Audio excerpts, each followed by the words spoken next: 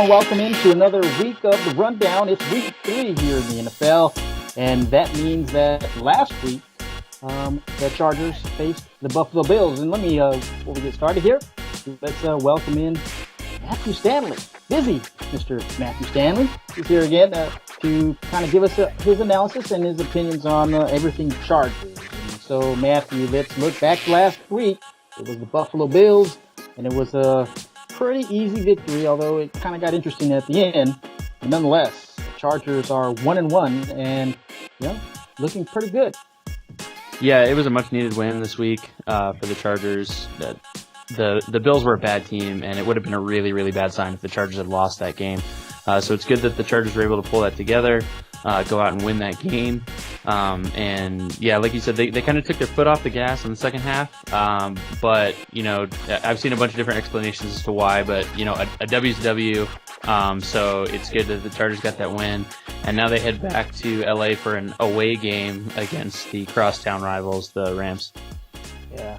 So you alluded to the domination that Chargers had in this game.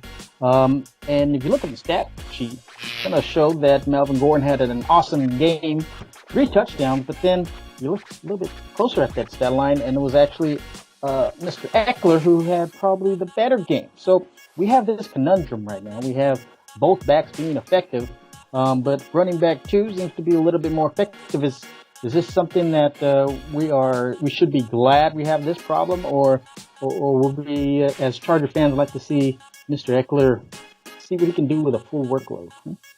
No, I think it's a great problem to have, especially for this year. One of the things that I've been thinking about recently is with the lack of strong talent that the Chargers have at tight end right now with Hunter Henry out, being able to have both a Melvin Gordon and Austin Eckler kind of makes up for that lack of a really good game-breaking tight end, because you see how they're using Melvin Gordon as a pass catcher a lot. And so, he kind of is able to be that tight end on the field without playing tight end. It actually makes him a little less predictable than a tight end, because basically anytime a tight end's not blocking, he's probably going out to try and catch the ball.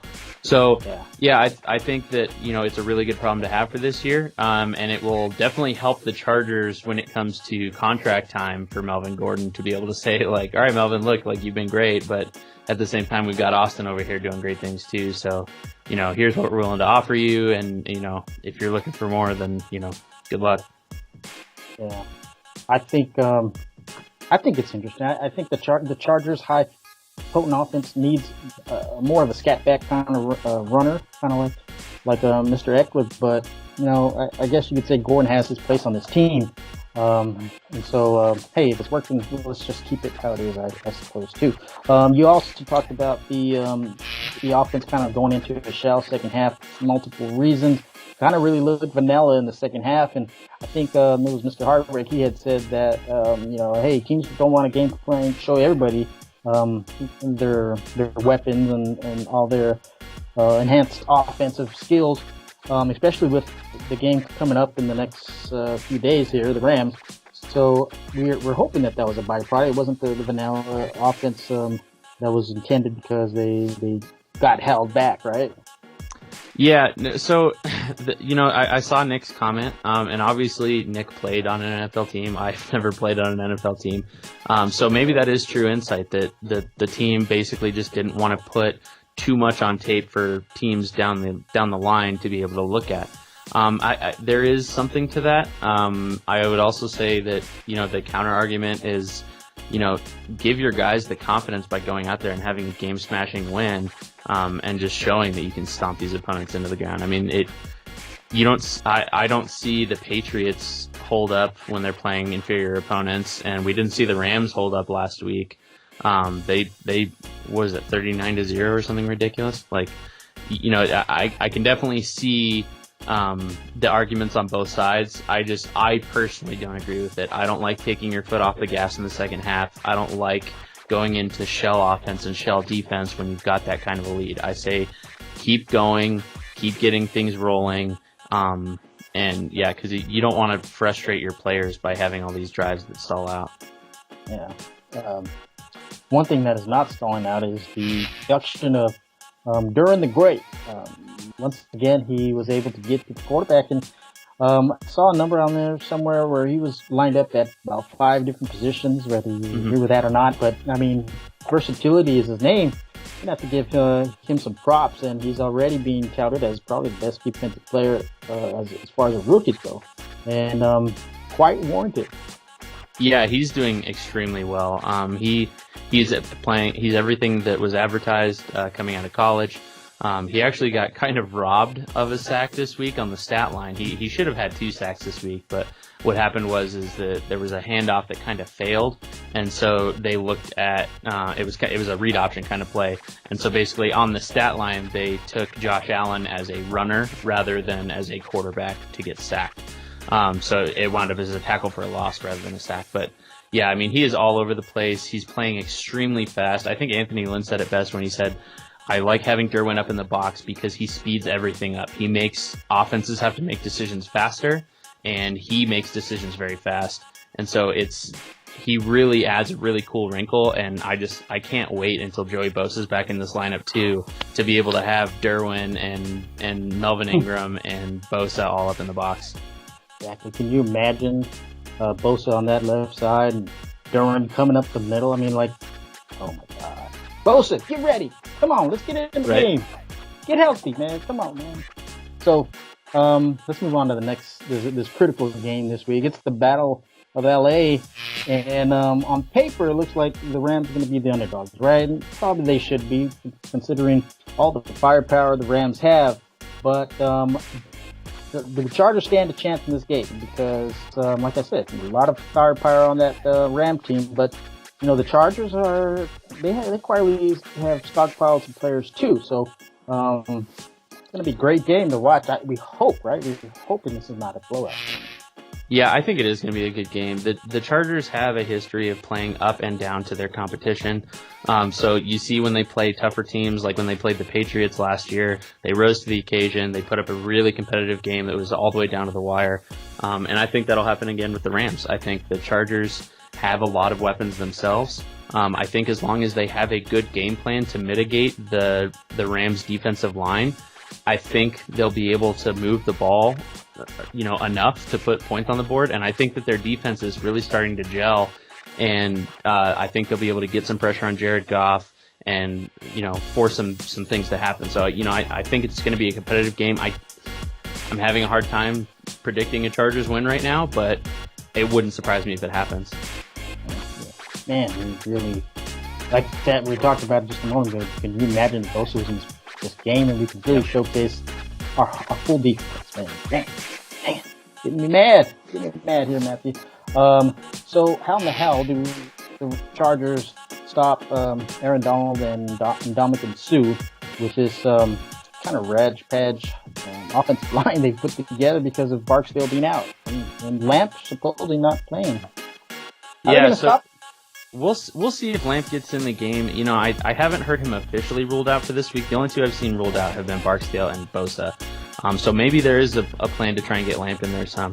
But I think the way you beat that defensive line is what the Chargers are really good at. Quick passes over the middle at targeting these Rams linebackers, and getting Tyrell on crossers, getting Keenan on crossers, getting Virgil Green involved, getting Melvin Gordon involved out of the backfield. Not so much on running back screens, because that gives that athletic defensive line a chance to get out there and make the play, but more wheel routes from the running backs out of the backfield. It's just everything's going to have to be really quick, and luckily for the Chargers, that's what they're good at. Quick is, I think, exactly what they're going to have to do, quick passing. But we may have to even see a little bit more of Derek Watt back there in some I formation, kind of, holding around to see if somebody gets loose. He's going to have to at least give Phillip another second or so to make a decision. So we may see a little bit not as wide. It just kind of depends. So who knows, right? We hope that the Chargers are successful. So figured out maybe how to stop the defense. How's Phillip Rivers going to attack this offense, especially with those elite quarterbacks, Marcus Peter and Aqib Talib? Is he going to have success against this secondary? I think he has a chance to. Like we the quick passes are going to be key. So you're not going to be giving these guys a chance to like play center field and try and undercut balls. They will probably take a couple of deep shots still, but I think everything's going to be, relatively safe passes underneath, in the 5 to 15 yard range. And yeah, just hopefully the receivers can catch the ball like they did last week against the Bills, and not have a bunch of drops. But yeah, I think Phil has a chance to have a decent game. And I think passing is the way to go against this defense, because it's going to be, with the Chargers offensive line, it's going to be really, really, really tough to try and run against this defensive line. Yeah, I guess we'll see how Pouncey does against Aaron Donald. I mean, that's one of the big things. So let's talk about the matchup to watch here. There's a few of them on each side of the ball. Pick one that you're most interested in. I'd probably have to say I'm really interested in seeing how, once again the battle of Keenan Allen on Marcus Peters. Peters was with the Chiefs. Who wins that every year? Yeah. Well, hopefully Rivers doesn't screw it up this year, because last year Rivers threw, I think, 4 interceptions to Marcus Peters. But yeah, that's always a fun one to watch. They do a lot of talking back and forth, and they just have a really good competition going. As far as Chargers on defense, it's not so much a matchup, but I just can't wait to see how creatively they employ Derwin James again this week, because he's such a versatile chess piece. They can move him everywhere. So that'll be fun to watch. I'm thinking 2 players they need to stop. And the first one's going to be Todd Gurley. So the linebacking crew is going to have to figure out a way to contain him. It's going to be very hard. But another guy they need to watch out for is Cooper Kupp. And I think Desmond King may get the assignment on that. Who knows? But he's their slot guy. He's pretty quick, and he's reliable. Gets them the first down. So whoever's covering Cooper Kupp is going to have his hands full, because he's an up-and-coming player. So looking out for that one. So the defense, they're going to have their hands full with this offense. I mean, they're loaded both sides of the ball. So we come to our conclusion here. Let's give a score prediction. And go first. So I've been thinking about it, and I think this is going to be a very close game. I don't think it's going to be super high scoring. So I'm thinking it's probably going to wind up being like 24-21 Rams, somewhere around there. That sounds good. I'm inclined to say it's going to be a shootout. I don't know why, but we're both. I mean, I understand where you're coming from. Both teams have a very good defensive side of the ball as well. So you went low. I'll go high. Let's go 38-33. Wow. Rams. That would be a fun game to watch, even with the loss. Yeah. All right. Well, that's going to do it. Any final words? No, I just, I hope that we get surprised with a win here. I think it is a winnable game. I think the Chargers on paper could, they have the tools to win this game. And so it's just going to be, I think it's really going to come down to, who makes the least amount of mistakes. And, unfortunately, the other key factor here is I think it's going to come down to coaching. And that Rams coaching staff is a lot better than the Chargers coaching staff. Yeah, the guy's a genius on that side of the ball, the other side of the field. So it's going to be hard. That guy's going to be around for a long time. Mm-hmm. So that's going to do it for the recharge. Hope you got your recharge. Don't forget to join Matthew and Michael Peterson on their 2 podcasts throughout the week. That'll do it for week 3 here at the recharge. We'll see you guys next week.